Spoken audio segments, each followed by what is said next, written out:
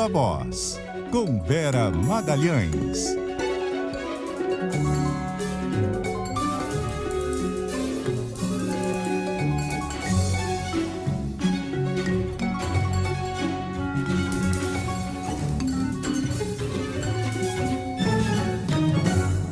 A Vera Magalhães deixou o comentário gravou um pouquinho mais cedo, antes, portanto, dessa decisão aí do ministro Alexandre de Moraes. A Vera está em Portugal acompanhando o Lead Brasil Conference e esse assunto repercutiu por lá. Boa noite, Carol, boa noite a todos. Pois é, estou aqui em Lisboa. Hoje teve início a Brasil Conference, evento patrocinado pelo LEAD na capital portuguesa, no qual participaram várias autoridades, vários ministros do Supremo, ministros do Superior Tribunal de Justiça, do Tribunal de Contas da União e também o ex-presidente da República, Michel Temer. O tema dos debates de hoje era a institucionalidade, a questão da preservação da democracia. E foram inevitáveis tanto a tentativa de golpe de 8 de janeiro, quanto as recentes acusações feitas pelo senador Marcos Duval de que teria sido chamado pelo ex-deputado Daniel Silveira a um encontro no Palácio da Alvorada com o então presidente Jair Bolsonaro, no qual teria sido discutida a possibilidade de que ele gravasse o ministro Alexandre de Moraes para, a partir disso, se arguir a sua suspeição, o seu impedimento de continuar à frente de uma série de inquéritos e, sobretudo, do inquérito sobre os atos antidemocráticos. O ministro Alexandre de Moraes foi um dos que participaram da conferência. Ele participou remotamente, a partir do Brasil, online.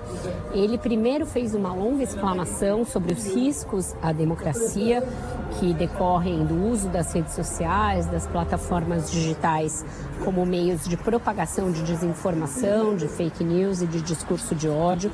Ele defendeu que haja regulamentação tanto interna quanto global desses mecanismos digitais para evitar que as plataformas sigam impunemente propagando esse tipo de conteúdo. E depois foi questionado especificamente sobre as acusações do senador Marcos Duval. Confirmou que eles tiveram um encontro no dia 14 de dezembro, no Salão Branco do Supremo Tribunal Federal, dias depois de o senador supostamente ter participado de uma conversa com Bolsonaro e Daniel Silveira, na qual foi proposta a ideia de que ele gravasse o ministro. O ministro disse, então, ter ouvido esse relato e ter sugerido que o senador fizesse um depoimento formal, denunciasse aquilo que ele vivenciou e aquilo que lhe ofereceram. E que ele teria dito que era um assunto de inteligência, que ele preferia não depor. Que então Moraes entendeu que era um assunto que não iria adiante e não tomou nenhuma providência até que o senador tornou o assunto público numa entrevista à revista Veja. A versão do senador, que vem mudando constantemente desde quinta-feira, quando esse assunto surgiu, também sofreu uma nova alteração nessa sexta-feira. Depois da fala do ministro aqui no evento de Lisboa, o senador voltou a mencionar o assunto e disse que é mentira, que Moraes não sugeriu que ele fizesse um depoimento formal e que, em razão disso, ele sim tomaria a iniciativa de arguir a suspeição do ministro Alexandre de Moraes. Vários ministros com quem eu conversei aqui no evento e também daí do Brasil veem com muita reserva o teor das declarações do senador Marcos Duval. Eles dizem que ele está alterado do ponto de vista emocional, enfrentou problemas com a sua família e, em razão disso, está oscilando muito, tendo crises aí nervosas e que os depoimentos dele refletiriam esse estado mental, esse estado de espírito.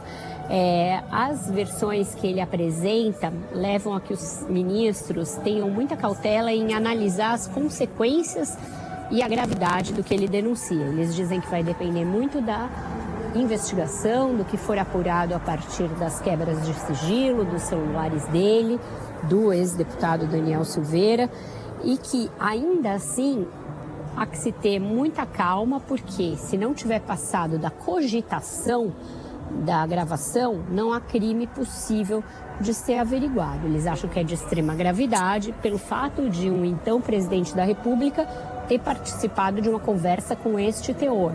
Mas daí a achar que isso pode complicar eventualmente a situação jurídica do ex-presidente Jair Bolsonaro, os ministros têm muita reserva. Eles acreditam que não é esse o caso, que ajuda a compor o quadro de que havia um ambiente propício ao golpismo em Brasília, inclusive com aquela minuta de estado de defesa encontrada na casa do ex-ministro da Justiça Anderson Torres, mas que isoladamente esse episódio não configuraria crime. Então esse foi o principal tema da conferência aqui hoje, os ministros defendendo a necessidade de se criar legislações para conter o avanço da extrema-direita radical e também da parte do ministro Gilmar Mendes, que também participou do encontro aqui, uma defesa muito enfática de que se caminhe para despolitizar tanto as Forças Armadas quanto as polícias. Ele acha que isso é um outro efeito colateral do bolsonarismo que precisa ser combatido pelas instituições caso elas queiram evitar novas ameaças golpistas. Fico por aqui. O Viva Voz esses 2 dias teve um formato diferenciado, porque a agenda do evento está me mantendo ocupada no nosso horário. Desejo a todos um ótimo fim de semana e na segunda-feira a gente volta com a nossa programação normal. É isso, pessoal.